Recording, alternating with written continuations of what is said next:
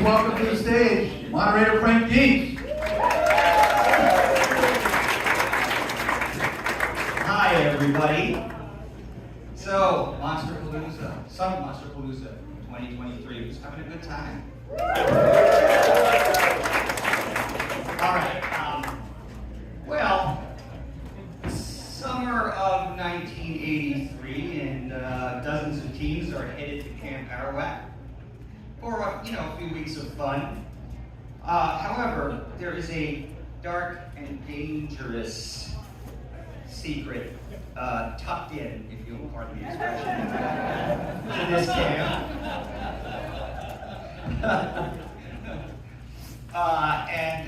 So we are here to celebrate the anniversary of Sleepaway Camp, right?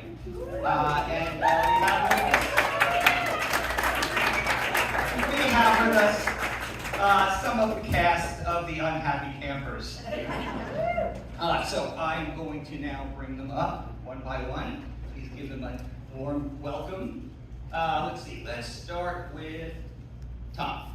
Tom and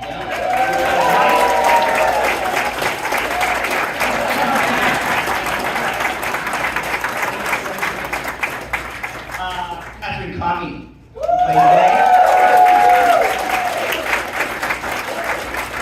The meanest camp counselor ever. Karen Fields.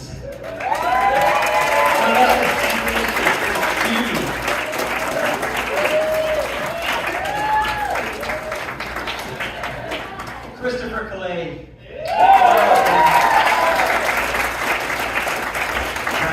That was a great line. No. Your line tucked in. That was Thank you. Yeah. And of course the angry bee-slinging, machete-wielding, pedo-scalding Angela Baker herself. Come on up, Melissa Rose.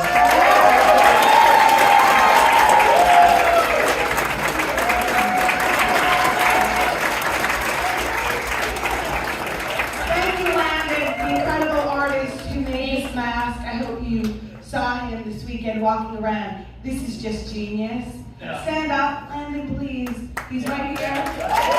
You are just an exceptional person and artist. Thank you. Did any of you see Landon walking around the floor yesterday? It was pretty amazing, right? It's fucking terrifying. I'm sorry for the bad language. Can you turn it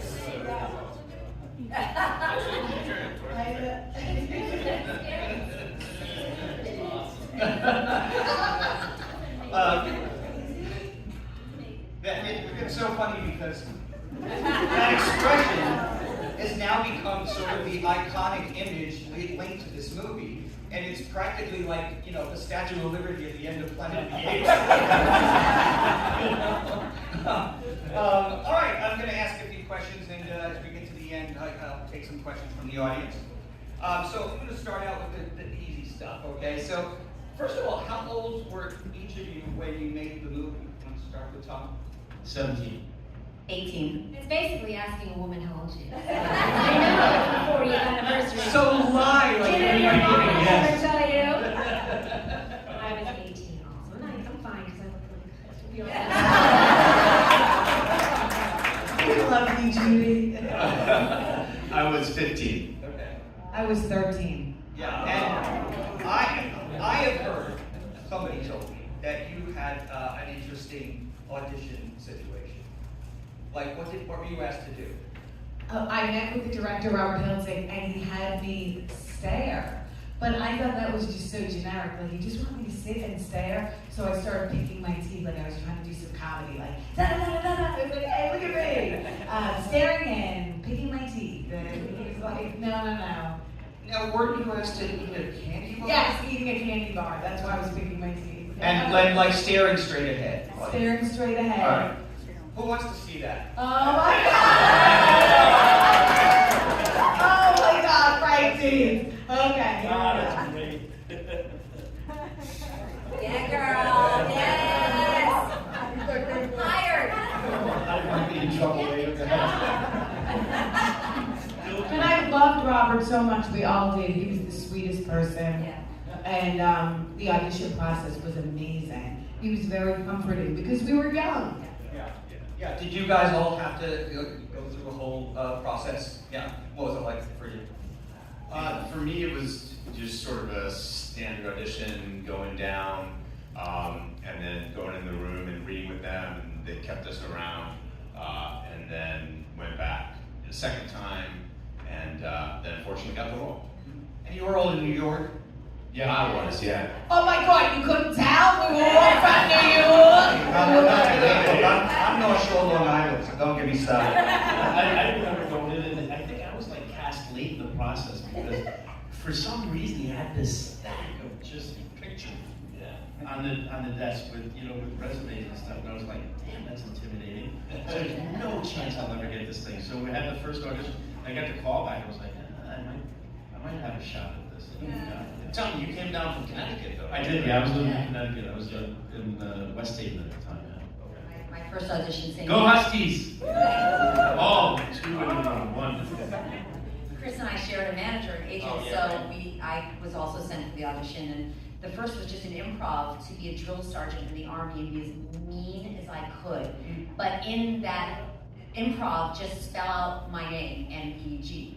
And he said, I don't care what else you say, just do that. And then, yeah, we got part. So I must have been mean. And then you had to spell out your name. Just spell out my name. My son, who's here, though, would not say I'm mean, right, Jack?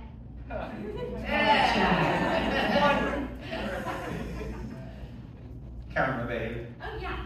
I forgot about you because they already know the whole story. Well, I had to just. Oh God, say it again. I only had one audition. They all had two because, well, my audition was basically the pillow scene because he just said be like as nasty as someone staring could be as nasty as possible. And I had a really good time because Robert was very easy to just work with. And then when I went downstairs, this woman was. Letting people in and out. She goes, how do you think you did? I said, I think I did really well. Robert was really easy to work with. And she ended up being his fiance. So that really worked in my favor. And then, apparently, he offered the part to Jane Krakowski because he had cast the two of them and didn't want another brunette. But obviously, if he had casted Jane, we would have had this famous side ponytail. But nonetheless, I didn't have a callback in that situation. And then I was the last one on the set because apparently Jane's parents read the script and backed out. Either her manager or her parents said, you're not doing this movie. So I was very lucky. I wonder why. I don't know if it was the curling iron scene. Well, I assume you've all seen it. It was either the curling iron scene or maybe the last scene. Who knows why? But I got lucky because as I said to them, they know my parents never cared. They never read the script. So yeah. Well, that's kind of an interesting question too. Is like, did you guys get the whole script? You didn't? No. Didn't they try to keep the ending a surprise for you guys? I had the whole script. Well, you would have to. Did you have the whole script? I don't think so. But you're Actually, in the last moment. Yeah, I mean, ultimately, Just yeah. his head. He's still in it. I said, let's go swimming. Take them off. And you're smiling. Still smiling. Did you stick pretty close to the script, or like did Robert give you any leeway? 100% stuck to the script. Yeah. Yeah, I mean, the lines are so classic, how would you not? Yes, indeed. I actually came up with the Flowers for Business Group on my own. I think the pot smoking scene before the skinny dipping and all that, I think that was all improv. That's pretty good. And I think we might actually get some. Pretty sure. That liability's over, right? The statute of limitations is all I past. think you're past that. The famous line that Ricky says, eat shit and live, he actually made that up because Robert said to him, if someone said to you, eat shit and die, what would you say? And he said, I'd say eat shit and live. It's awesome. And he was 17. Wow. Yeah, I thought he was the cutest man I ever saw in my life. Do tell more. Do tell more. He was my boyfriend on set for like 24 hours. So. And he cheated on you. With one of the volleyball girls. And then we had to go bowling, so she'd have to be in a good mood again. Right, they stopped filming. What a diva. They stopped filming for a day so that Jonathan Searson and I can make up and we can continue. That's going. awfully kind of them. Yeah, Right. Pulling that down. Hey, We didn't know any of by that. the way, did any of you guys ever really go to a sleepaway camp? Yes. You did. Yes, I did. It was called Greenwich House, and we called it a prison camp. Oh. We had a little song and everything. I hated it. My brother ran away and was at the bus stop. They sent him home. My other brother liked it, but I just did not like it. I didn't like being away from, because we were born and raised in the city, and I didn't like the country and all that. It's so weird. I actually went to one, and all of the counselors were pretty much like Meg. You know, Then you must have had fun. Yeah. No, I definitely this movie triggered me like that. That's not the end. Brought back all the drama. All right, you guys, how many of you went to a sleepaway camp? Wow. Oh, what? So you must have rushed to that Blockbuster to see this movie. So I had a question. What was the question? Who's my best friend? Is that it? Is it about my best friend? Oh wait, you know what? I'm going to remember the question. And the question leads to that is like, what was up with her? I was so sorry, but like, she really seems like she's acting in a completely different movie. Now, so that was a conscious decision, I suppose, by Robert to have her just be just so over the top. Yeah, she didn't want to accept the role. She actually declined several times, and he said, "I don't want to make this movie without you." Do y'all know this story? No, we're out of the loop on all that. So. And then he said, "No, I can't make the movie without you." And so she said, "Fine, I'll do it." And then when they got to set and they put her in that amazing outfit, she said, "I really don't want to do the part." And then he kept saying, "And it needs to be bigger and bigger and more over the top." And she was terrified. Is it too much? Is it too crazy? So it wasn't her personality. He felt like that character set the tone for the film. And let's say, rest in peace, Desiree Gould. You were amazing.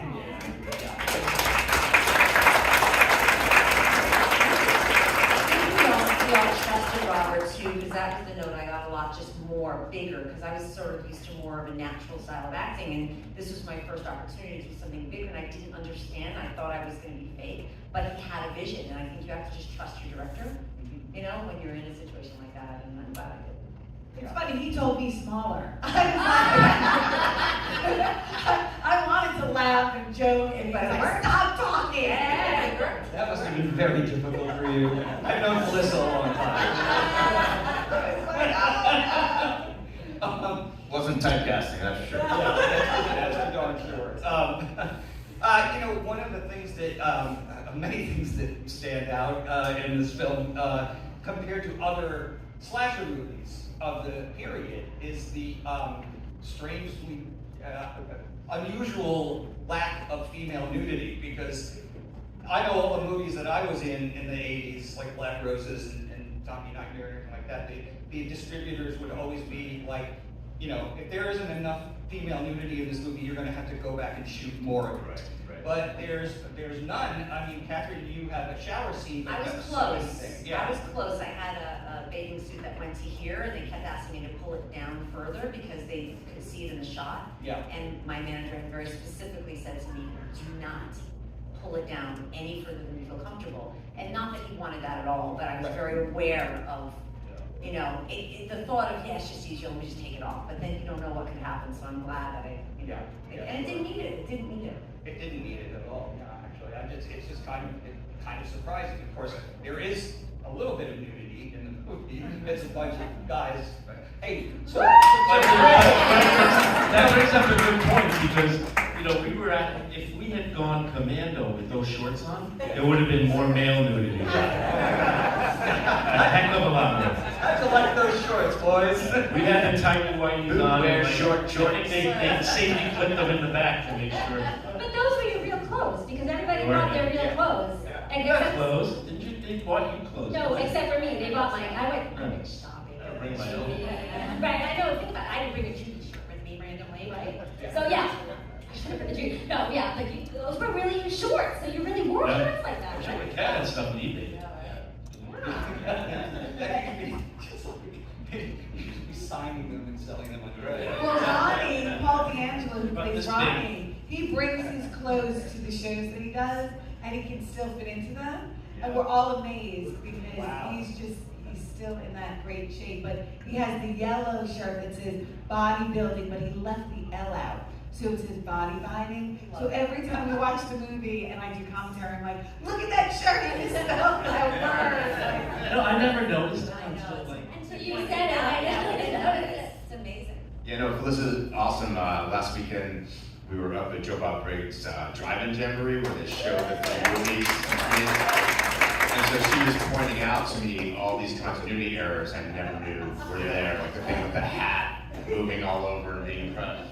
Yeah, well, you know, when we made movies back then, it was just at the start of, you know, the VHS age, the craze, and editors were not so concerned about little things like that because they didn't really imagine that people would be Nitpicking and watching everything. and being able to freeze frame and do all that kind of stuff. I mean, and so basically, VHS and DVD and Blu-ray, they all made editors' jobs a lot harder.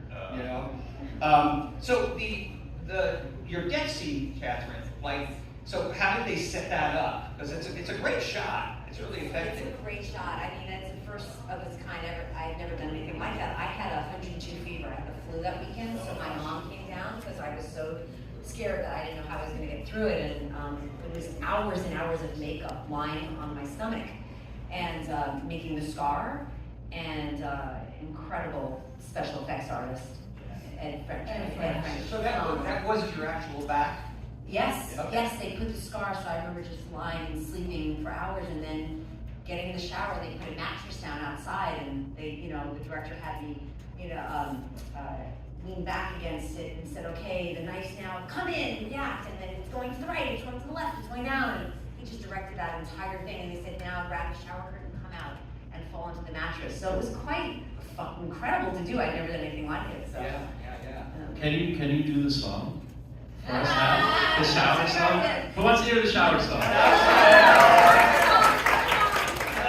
It's raining.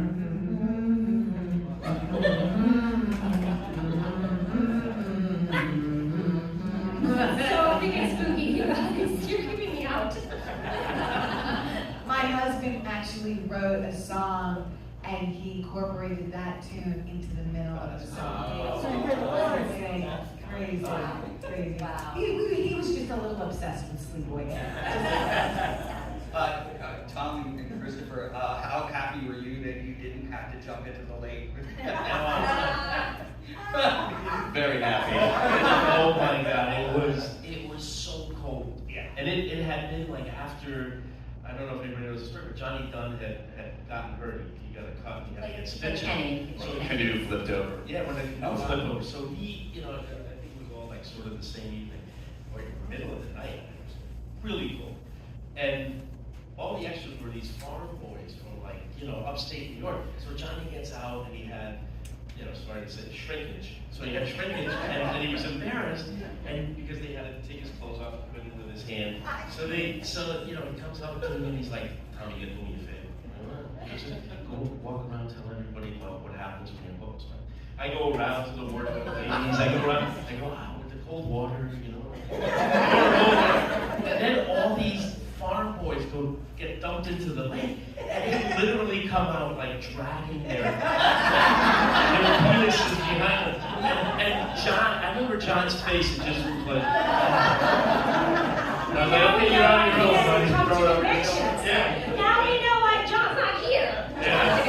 We've been asking him, but yeah. It's not being taken, Go nobody has figure. a phone on. Yeah, that cold water doesn't do us actors any favors. And it was not summer. You guys were shooting in the fall, right? Late September into October. You see, some of the leaves are like reddish. Yeah. They spray painted. Yeah, Remember it's they a- spray painted. The kind of thing where you have to suck on ice cubes so you don't have, The breath. steam coming out of your mouth. Yeah. Wow. All right. Melissa, let's talk a little bit about the crying game surprise ending. Has anyone not seen the film? We got one. So sorry. Sorry about the spoilers. Sorry. All are welcome.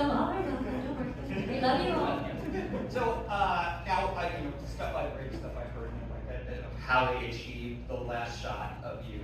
Was that really your face? Or was that a mask? Well, the clothes, so Ed French did make a mask of my Oh, it was face. Ed French? Ed French, and he put the mask on a young boy who was 18 years old, and he went to college in the area. We were filming by Albany State, and they paid him $250 to shave his body and stand with the mask. And he drank a bottle of Jack Daniels and cried the whole night. The actual close-ups were my real face, and the long shots were the mask with the body, shaved body. So, but how did they do a live cast? They did the Okay, live yeah, cast yeah. at the live cast. Do we know where he Yeah, is same thing now? for my head too. Do you know where he is now? And Kenny, the He's same right there. thing. It'd be so cool to know if he I went likes to this Ed movie or French's not. house and he did the whole thing. Did the whole thing. And John Dunn with the snake that was in it. Oh, John Dunn was wasted. And then they ran. He and was then so drunk. Do you know the story? No. John Dunn, who plays Kenny in the Canoe, Hey Bob, Bebop, he was 17. He got really drunk the night before, such a good move. And he went to Ed French's apartment to go do his leg cast. And he threw up multiple times. And it broke the mold so much that Ed was like, I had to put something together, and that's why they have the snake. Because it was so kind of broken. Yeah. So that- being Oh, but the snake is Yeah. a great touch. Yeah. For a 17-year-old. That's a happy accident. You know, Yes, for me. exactly. Right, then they ran out of money, and then remember the scene with the bees? Yeah. Because I'm shocked that that kid got offered $250, because he offered me like $50 to stand in for Larice and have bees cover my You weren't my showing your scene. penis. You were wearing Bees! Show me the money. Covered in hundreds of bees. Yeah, For $50. Those bees don't do us any favors He's also. like, oh, it's normal. Like, was that the beekeeper? He's professional. They just stick them on you, and they don't sting you. He goes, I don't think so. Like, I don't think for $50. It's gonna take He's a 75 really good hours. actor, He was really good. That's what's amazing is these days they really hire kids in their 20s to play young. We were actual teenagers then. And that's, all the Friday the 13th movies, they were shot on the East Coast, but they flew in all the California actors and actresses who were like 28 and 29. Sleepaway Camp were like, hey, hi, I'm from New York.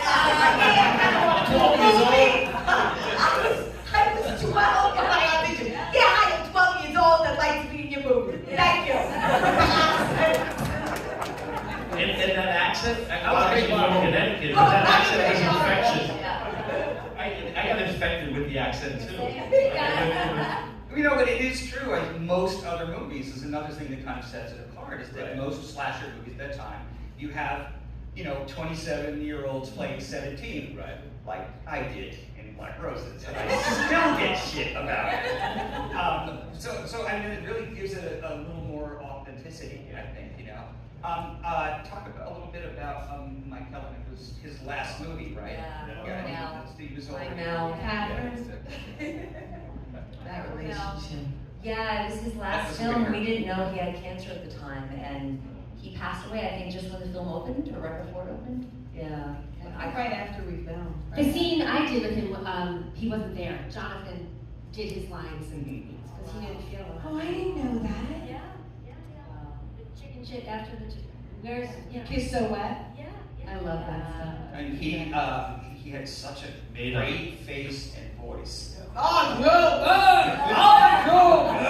It's like, what is happening? And prestigious New York theater career. Yeah. Oh, Midnight Express. Midnight Express. Yeah, it didn't matter back then if you know what kind of theater upbringing you had. If you got a chance to do a horror movie, you jump. Jump right in and do it. 'Cause- Actually, horror wasn't respected at the time in 82, 83. Yeah. Yeah, At I that don't. point, yeah. We wonder why James Earl Jones' dad, who said last time, James Earl Jones' dad, I mean. Why you wouldn't give him money and say, don't do this? Because horror really has become much more respected at the time. When we were young actors, after the movie, I didn't know, like, should we go on audition, should we tell people we were in a horror movie or not? It was a very tentative thing. Mhm. It should really become more. It was Now like everybody more wants to be in a horror movie. Everybody's jealous, right? Every superstar. Well, I mean, that's the funny thing is like, when we were making the movies I was in, we had no idea that, we'd still be talking about it 40 years later, it's just kind of mind-blowing. I mean, you guys, can you imagine, I mean, would you believe, if they told you back then, 40 years from now, you're gonna be on a stage, like today, talking about this movie, would you have believed them? No way, no way. It's awesome. We're It's so more lucky. popular now than it was when it first came out. So Yeah. it's really cool. And we're so lucky to be here, and we're super grateful. And these conventions are amazing because we are an incredible community, all of us together. And then we have these connections with people. And this movie has been such a beautiful place for us to meet all of you. And I just want to bring up like I said, my best friend Sienna. Yay. Come on up, Sienna. Sienna. Who I got to meet because of Sleepaway Camp. And she's the most amazing person you'll ever meet. And because of Sleepaway Camp, I get to hang out with her. How awesome is that? She has a whole Sleepaway Camp book. Yes, on the book. I wrote a book about sleepaway camp because I love that movie.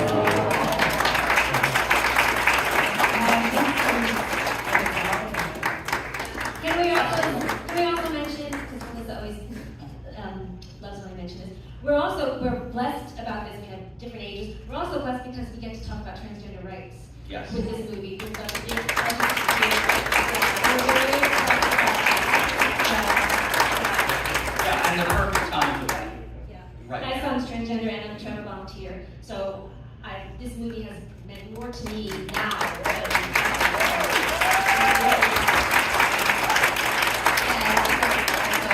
Very grateful because we didn't know, a lot of us didn't know what had happened with this little film, and Felissa called me and contacted me years ago and said, you need to come and see You Don't Understand.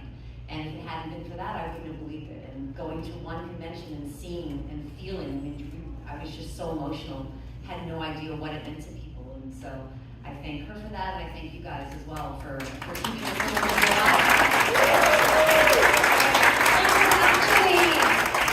It was actually this convention where my son was volunteering and I just came to see him because I was living in wherever I was, New York, and he was here, and I saw Felicity and I was like, what the fuck are you doing?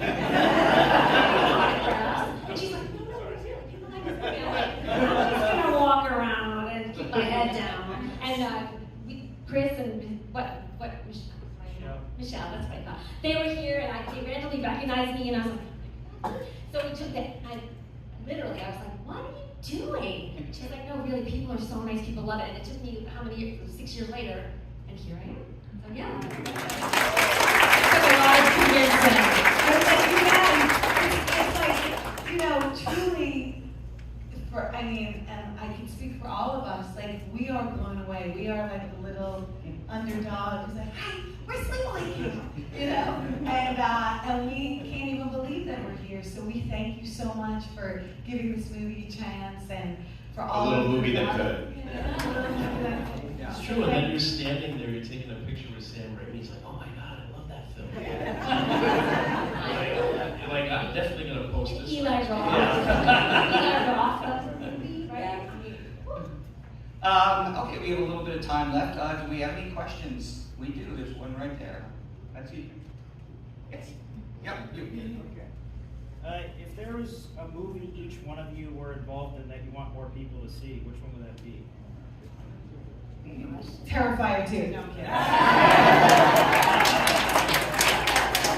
Not a problem, I don't think. We're all good. Actually, that leads to another question. Were any of you guys like horror movie fans prior to making this? Actually, my son was since he was born. He was a horror fan, watched all the Final Destination movies, and that's sort of what sparked. I was like, well, I was in one, and then I showed it to him when he was about Sienna's age, and he loved it. And Can I just say, Catherine's daughter just watched it yesterday or the day before. she'd never seen it. She's time. 27. She'd never seen it, but she's actually an actress and a writer as well. But I think I will promo my kids' movies more than mine. My daughter has a beautiful film on, I think it's Amazon or Netflix, I'm not sure, called We Burn Like This, which is absolutely incredible. And my son has a movie he did years ago with Colin Firth called The Devil's Knot, which is amazing. She's such a good mama.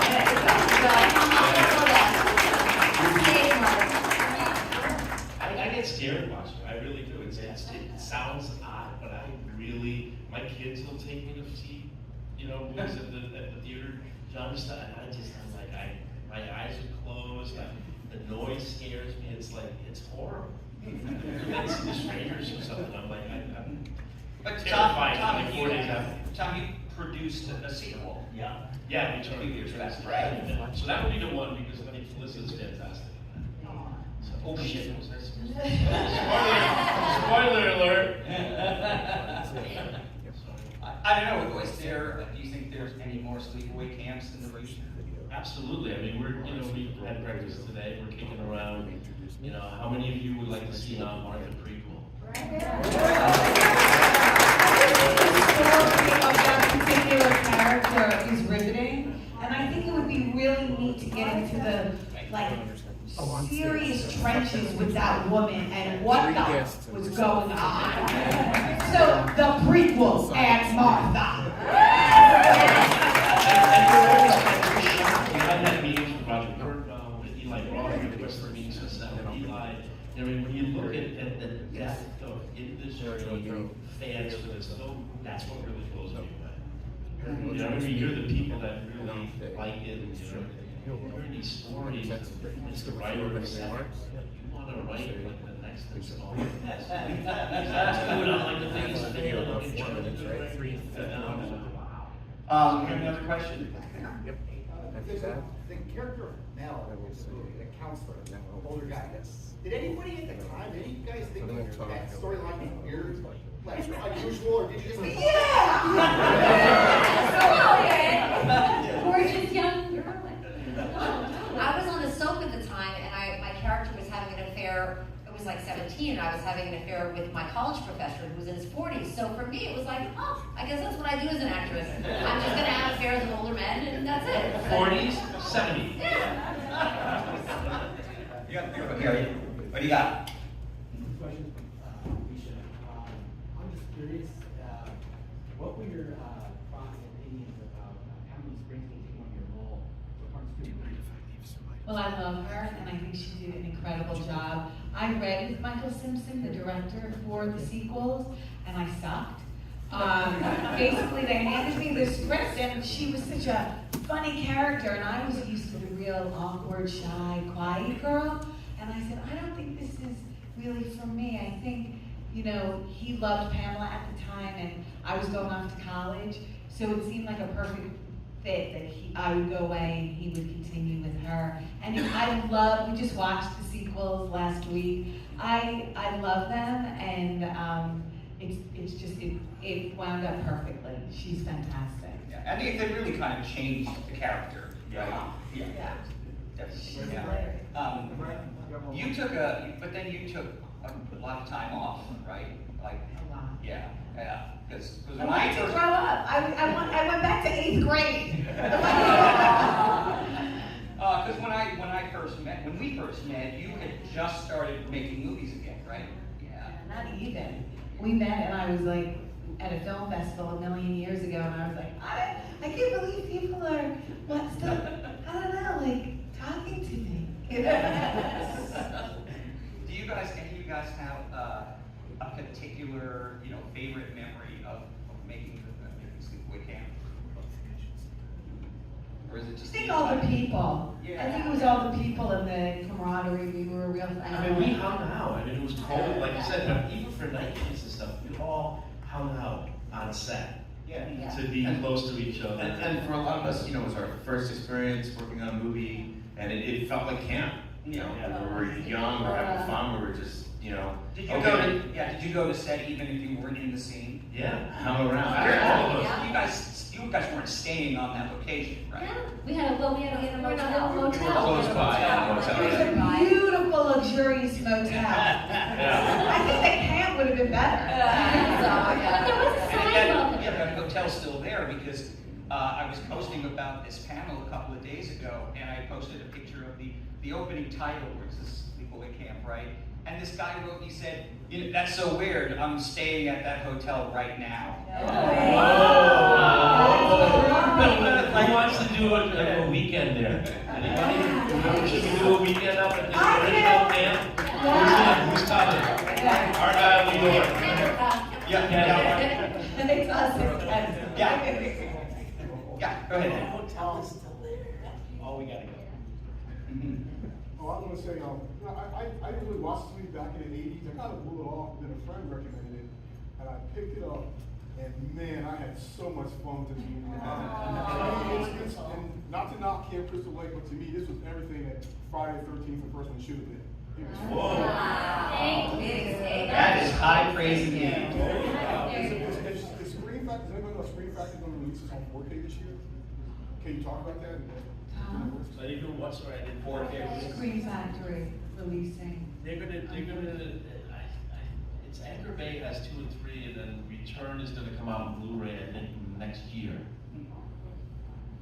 Yeah, so, but if, you know, we have copies with us, just, Return was out in the marketplace for 5 years, and we did it on purpose, to sort of get it ready for just being able to take real copies to the 40th anniversary appearances, so we have some at every stop, like the last 2 stops, and that'll be it, I think, where you can get the DVD, the original DVD. Thank you so much for that. That is such a beautiful comment. We appreciate it. Thank you. Yeah, it's really nice. Anybody else? Yeah, right here. Can't see it, but sure. Right here. Yeah. Who did that hair-raising, guttural growl at the end? That scared the living daylights out of me. Well, I was doing it with Robert, and it's so clear, he and I being with our sound people on the side. I mean, everything, you know, in the 80s was just organic. Whatever happened on set, it wasn't like, we have $1 million to throw in a new growler. Let the growler come in. So it was like me going like, you know, all crazy. I was so into the character, but they obviously, like, the sound people dubbed it with other stuff, but the real underneath is me doing some crazy stuff. Thank you. Anyone else before we wrap up? Yep, go ahead. Hi, so my question is for Melissa. That shot there, did you come up with that face, or did the director tell you? Good question. Hi, I love you, thank you.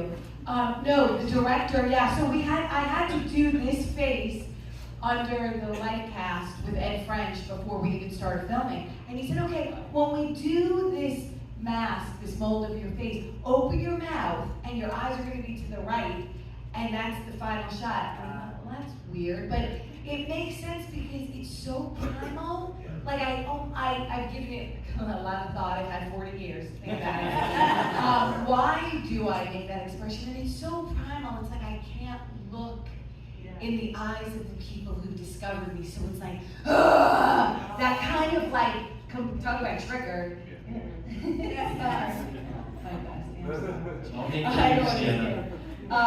But yeah, it was the director's choice, all of it. And amazing that he knew that up front before he was our.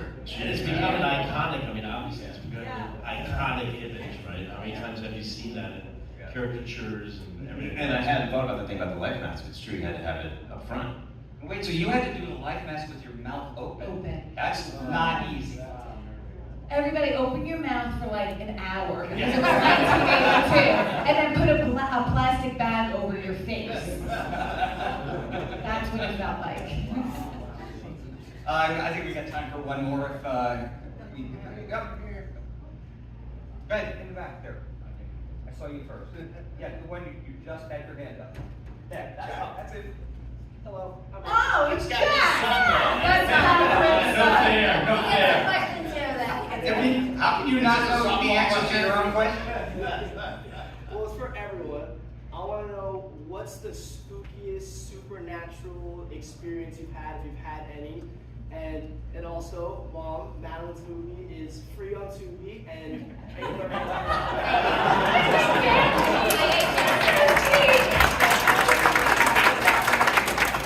Nice going, Jack.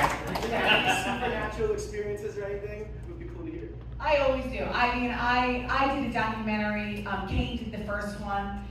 We went into a hotel and it was creepy as, and there were so many ghosts and they were messing with us and it was crazy. And it is a documentary. I can't. It's like Baltic Hotel. Does anybody know? It was the Kane Hodder documentary. And then, like I said, I came in to do the second one. So yeah, I do believe it. And my daughter is convinced that there's a ghost in her room right now. She's like, always telling me, my hangers are swinging or my mirror just broke. And yeah, creepy. I said, it's just me.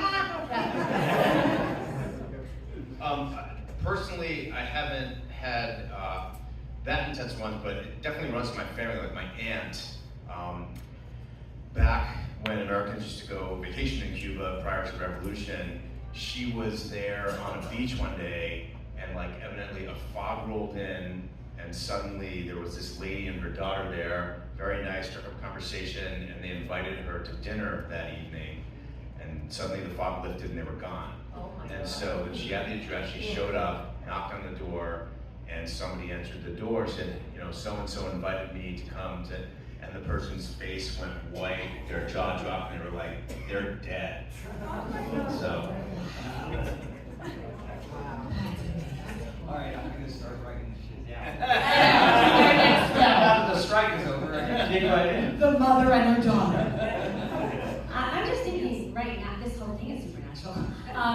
Like in the cosmos of my particular life, so much, like I think it's supernatural that I'm here now. I lost a baby at birth, and then it took me another baby that almost killed me, and then an adoption that fell through, and then I had an adoption of a little girl who turned out to be a boy. And here I am talking about this, getting to talk about transgender rights, having done this movie. So I feel like my life is supernatural. Like the things that set up, you know, when I was 18, then turned to something else that I thought was horrible, then turned to something else that was horrible, then something, a miracle, then this whole, my son was always into horror movies, but even when I thought he was a girl. So that my whole entire experience with this movie is supernatural. To me, that's like a cosmos. When you're in a bad place, you just have to wait, and it's going to turn around. So that's for me.